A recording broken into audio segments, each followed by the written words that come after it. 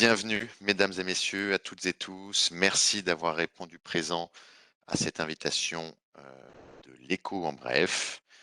Nous sommes en présence de Damian Kunzi, à qui je vais laisser la parole d'ici quelques minutes. Je voulais simplement introduire cette présentation en vous donnant l'idée, les sujets qui vont être abordés tout au long de ces 35-40 minutes de webinaire. L'objectif, il est très simple, c'est à l'heure où les marchés financiers, tant sur les actions que sur les produits de taux, sont chahutés. L'idée, c'est de vous apporter un peu plus de transparence, un peu plus de données sur l'économie, la macroéconomie.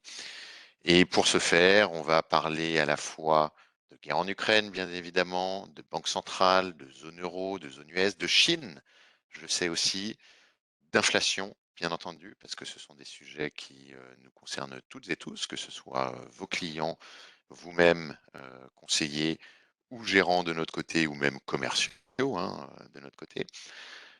Pour ce faire, on est en présence de Damian Kunzi, qui travaille chez Swiss Life Asset Managers en Suisse, qui nous fait le plaisir d'être avec nous.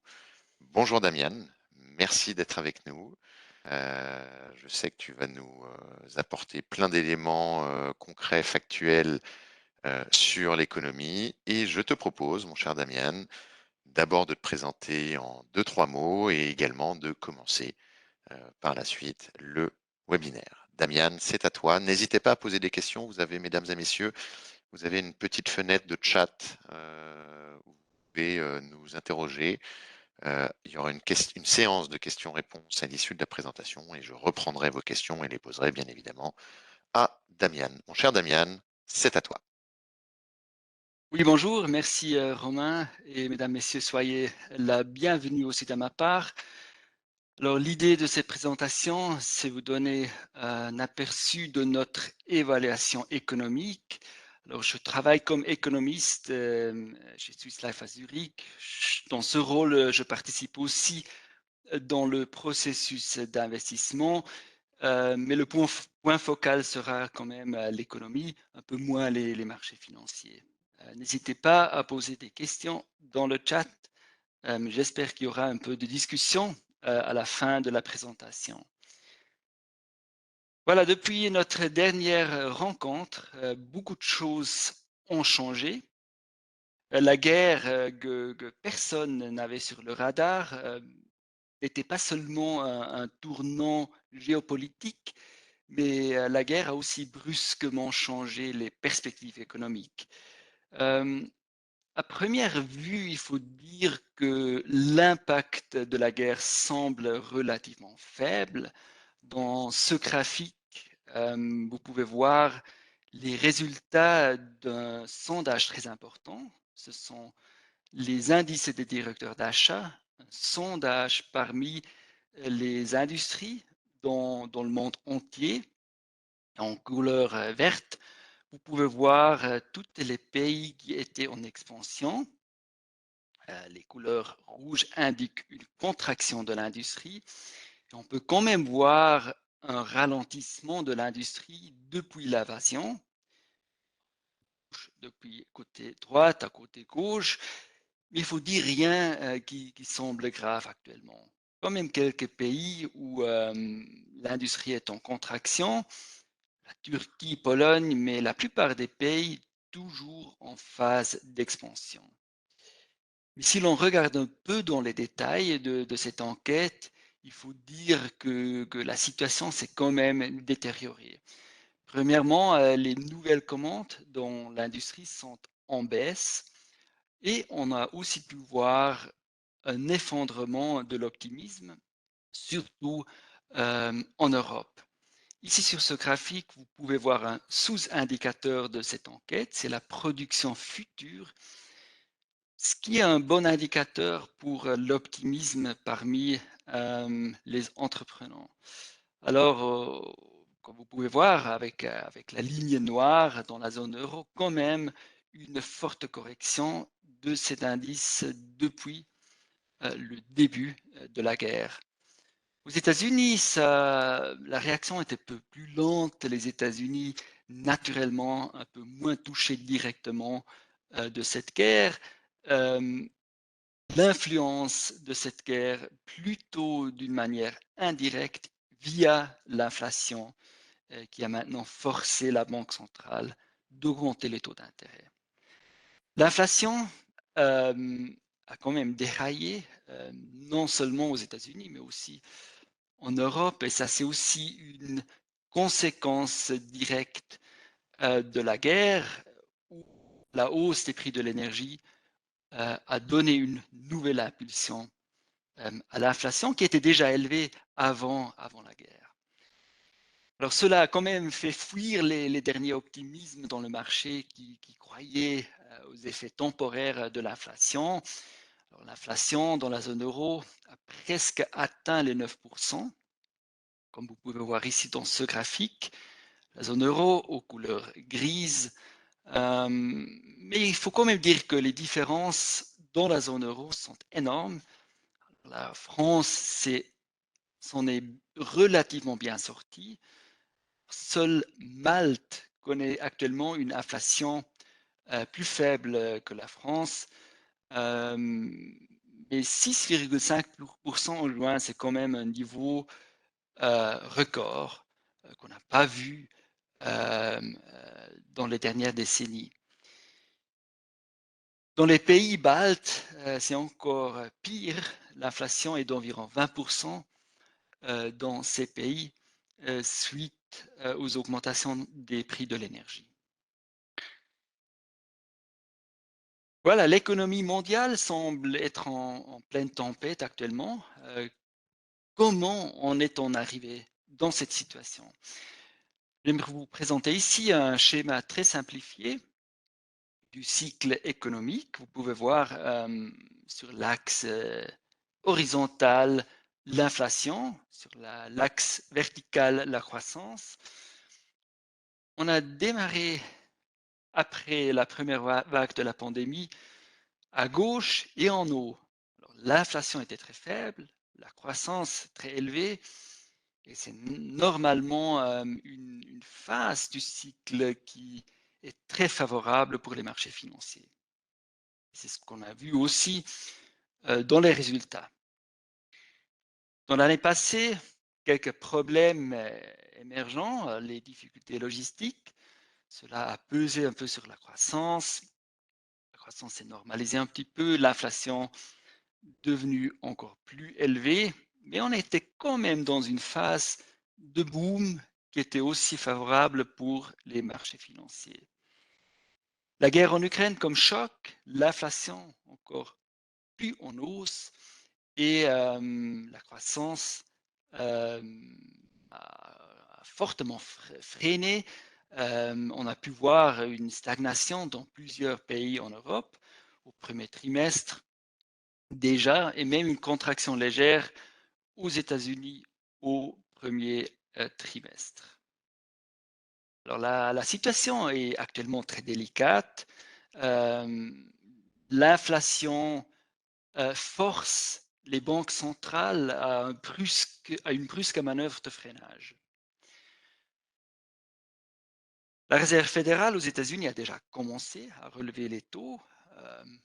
La BCE, comme d'habitude, un peu à la traîne.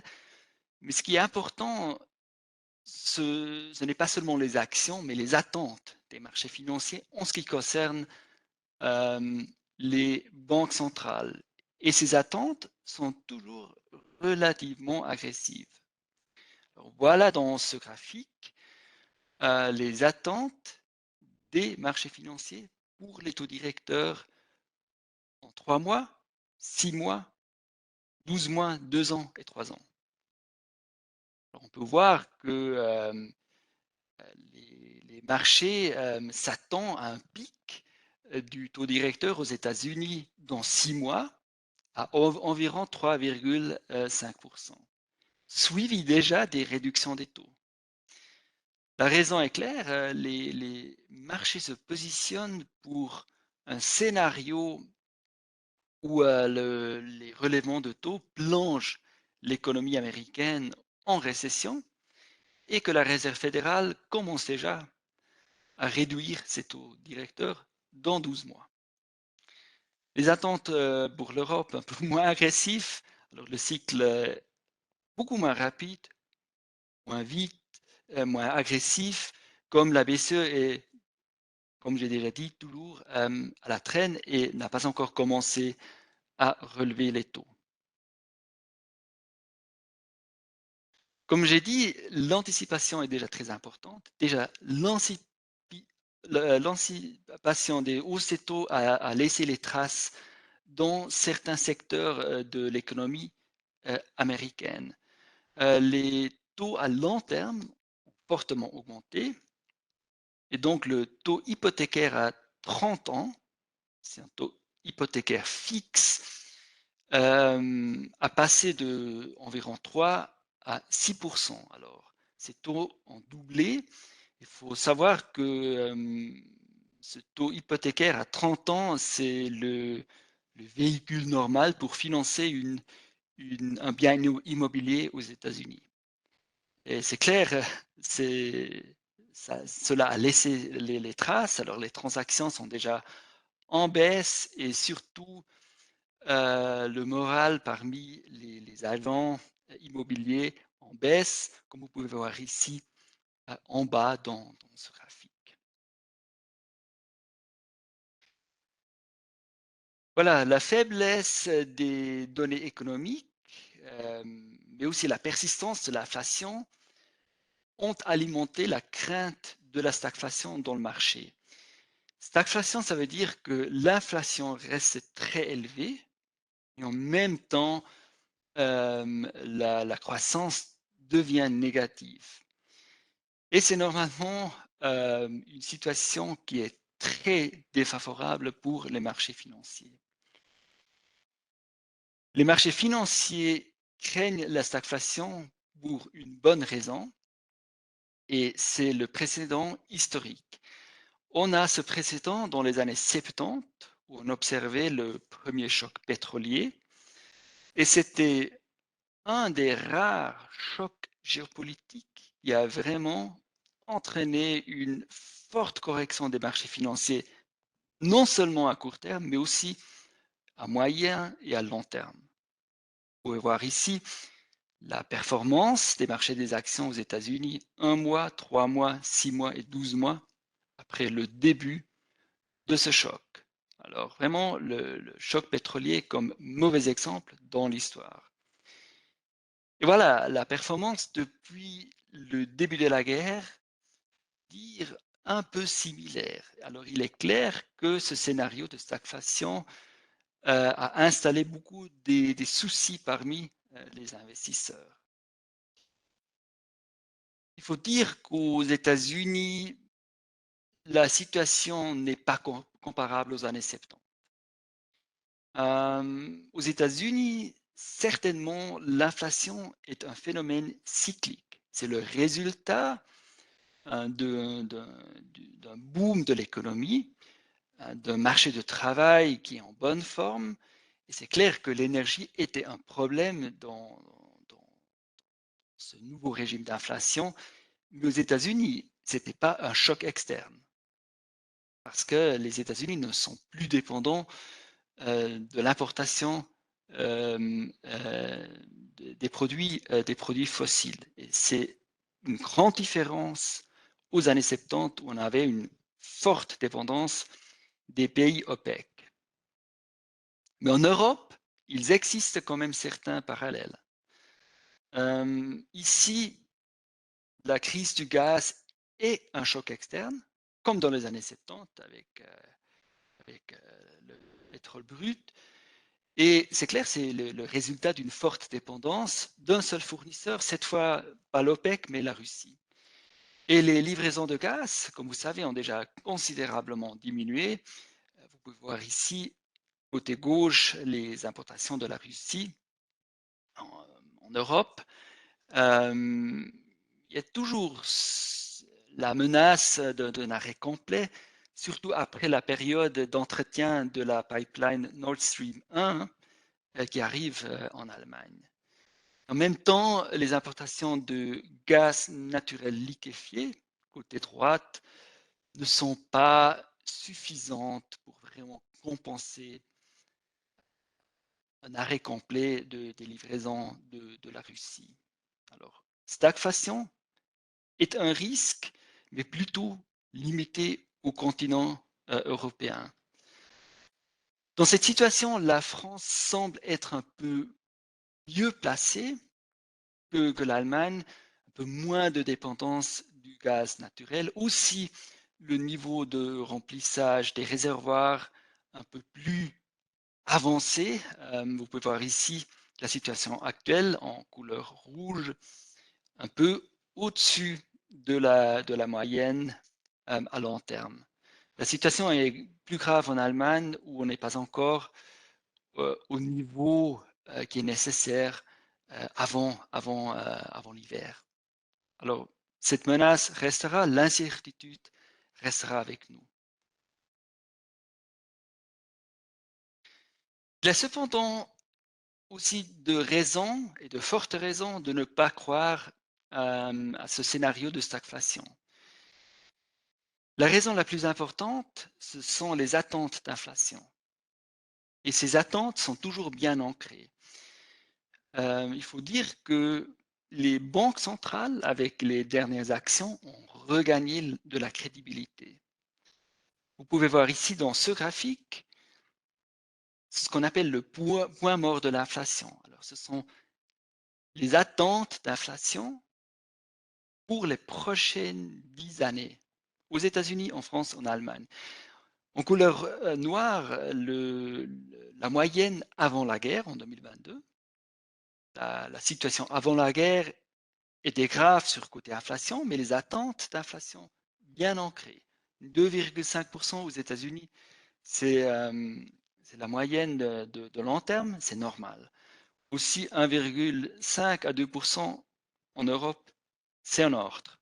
Mais après la guerre, le rouge, on a quand même vu les attentes V, ils arrivaient à 3%, ce qui est un problème pour les banques centrales qui ont après réagi avec des actions, mais aussi avec des mots un peu plus restreints.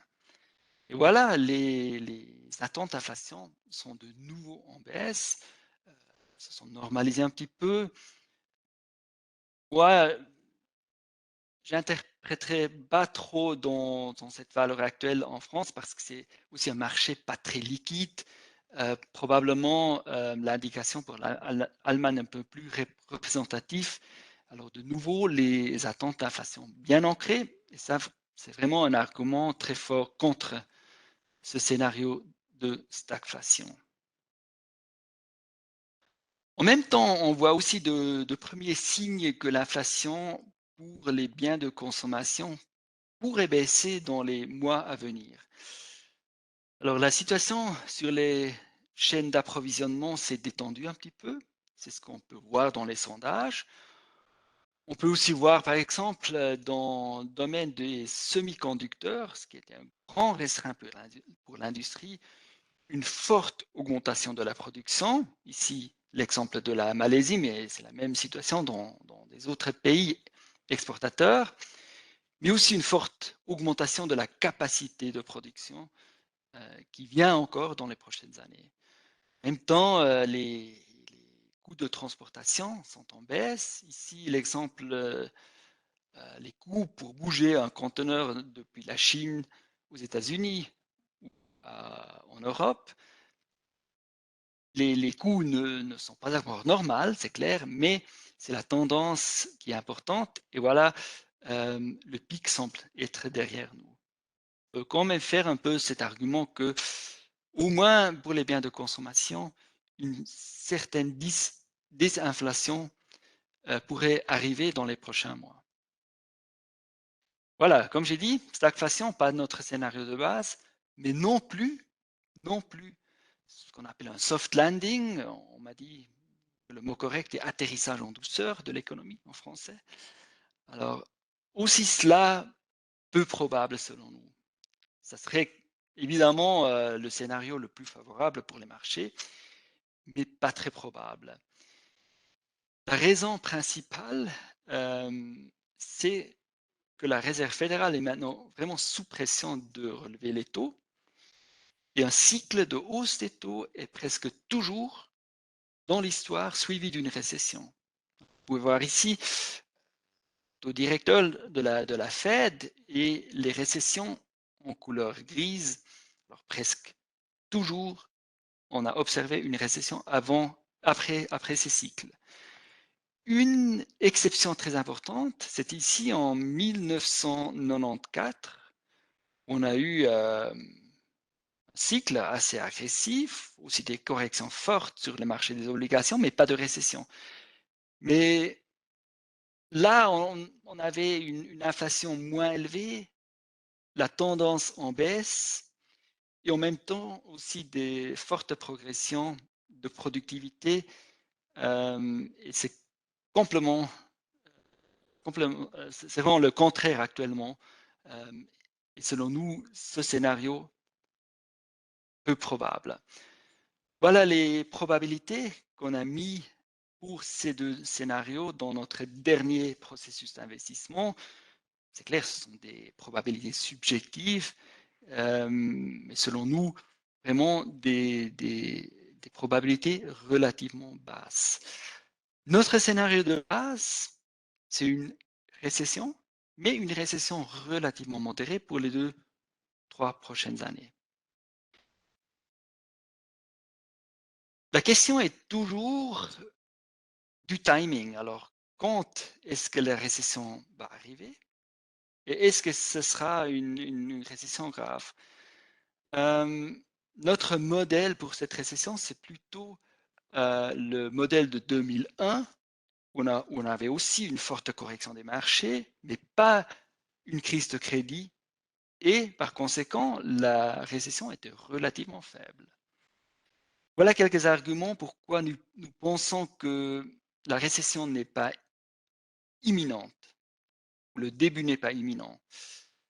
Premièrement, le marché du travail aux États-Unis est toujours en bonne forme. C'est clair, ce sont un peu des indicateurs à la traîne, mais quand même, le point de départ, très bon. Il y a toujours 2 postes vacants pour chaque chômeur. Alors, le renversement de la tendance du chômage n'est pas encore avant nous. C'est quand même une condition impérative pour arriver dans une phase de récession.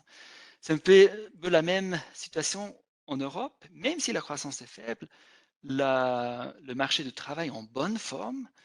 Euh, la moyenne de la zone euro, actuellement à 6,6% taux de chômage, et c'est le niveau le plus bas dans l'histoire de la zone euro. Aussi des niveaux records depuis le début de la zone euro en France, en Allemagne, Malte, Pays-Bas.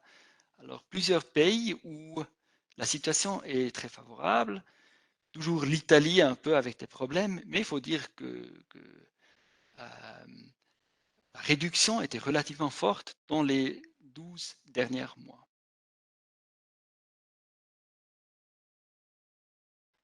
On pourrait même faire un argument positif pour la conjoncture en Europe à court terme.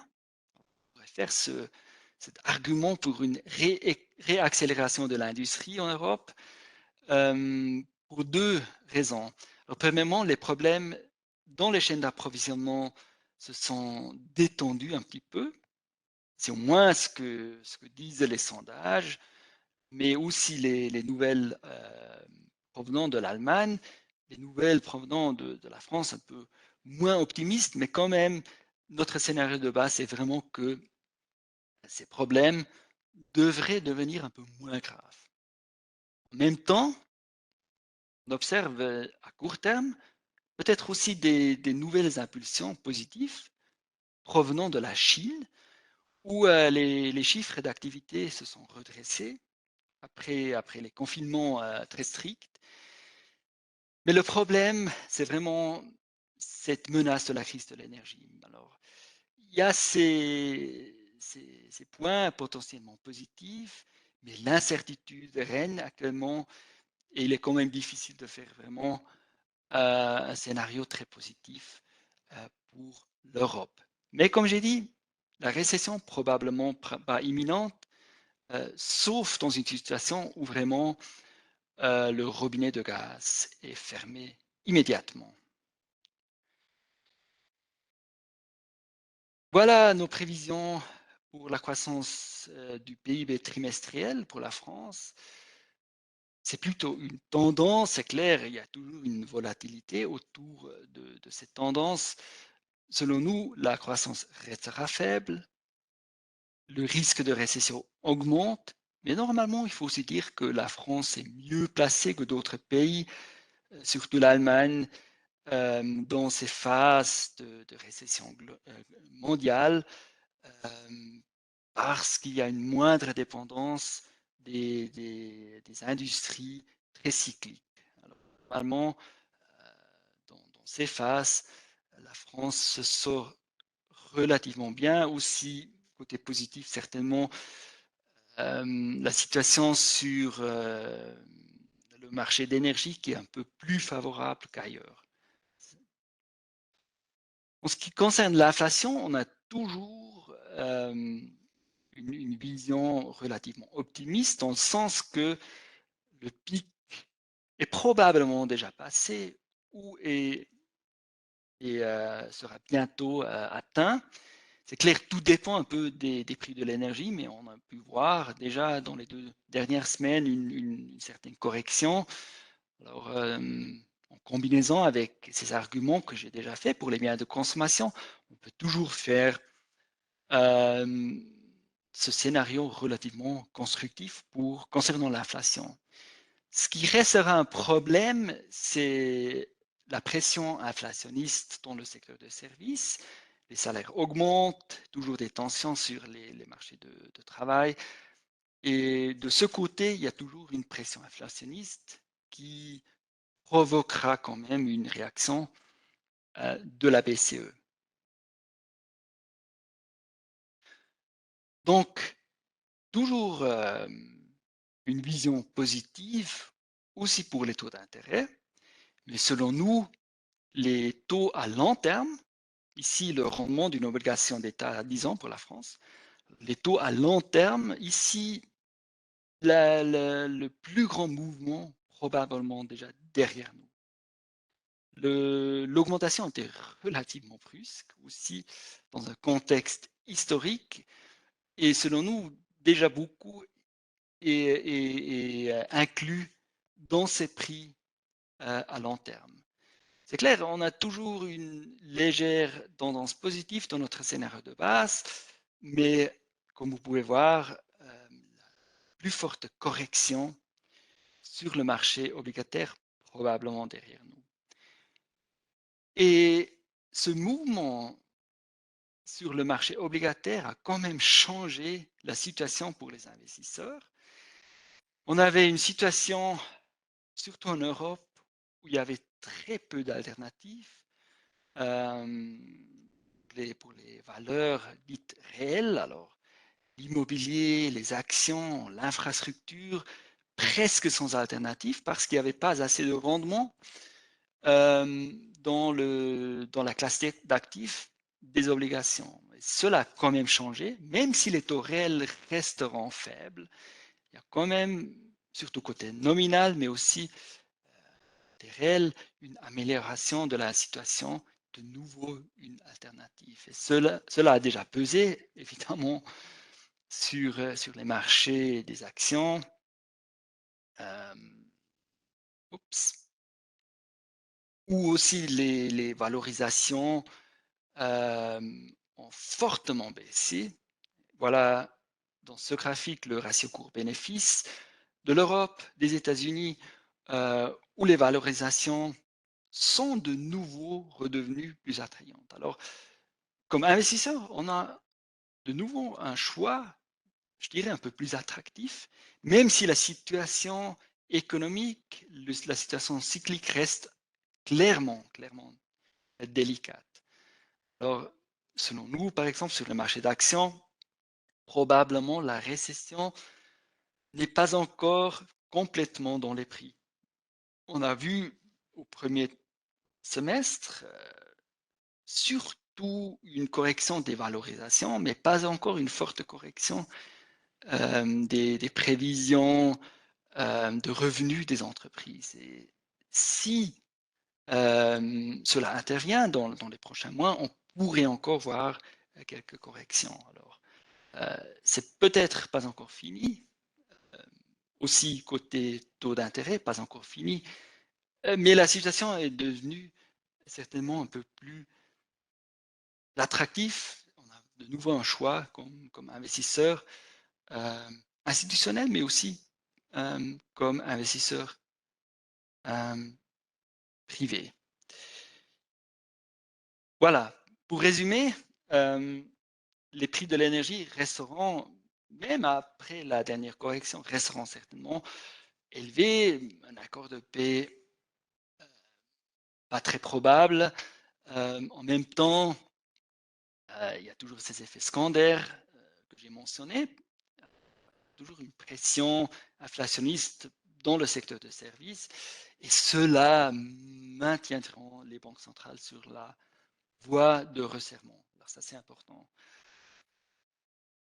Et dans ce contexte, inflation élevée, faible croissance, cycle de relèvement de taux, une récession, surtout en Amérique, semble inévitable selon nous. C'est notre scénario de base. Mais la récession n'est peut-être pas imminente et pas très grave, peut-être comparable à celle de 2001. Les risques de récession vont augmenter dans l'année prochaine. À court terme, on peut faire ce scénario positif pour l'Europe. Alors, des vents favorables provenant de la Chine, chaîne d'approvisionnement qui se détendent, mais clairement, cette menace de la crise de l'énergie, alors quand même pas vraiment une vision très positive pour l'Europe. Taux d'intérêt vont continuer à augmenter, mais le plus grand mouvement derrière nous. Et il y a toujours ces craintes de stagflation, même si ce n'est pas notre scénario de base, mais ces craintes vont quand même maintenir une certaine volatilité sur les marchés. Valorisation devenue plus attrayante, mais probablement pas encore tout dans les prix sur le marché des actions. Je vous souhaite une excellente période pré-estivale pour ceux qui ne partent pas encore en vacances et très bientôt d'excellents congés. Bonne journée à toutes et tous. À bientôt.